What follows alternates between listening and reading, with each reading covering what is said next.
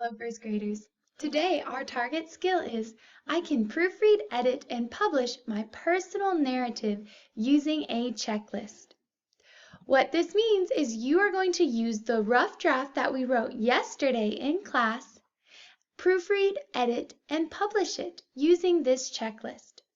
You are going to read your story at least 2 times looking for these things. My sentences have exact details.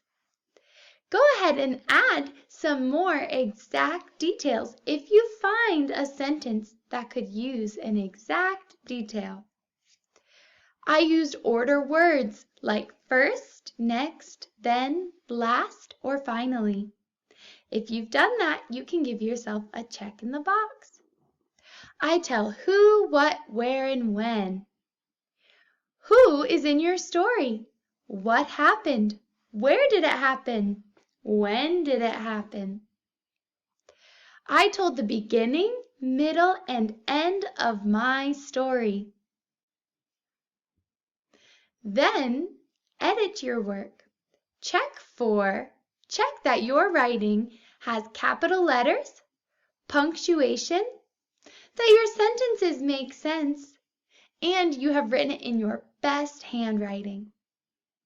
After you have checked your story, it's time to publish it.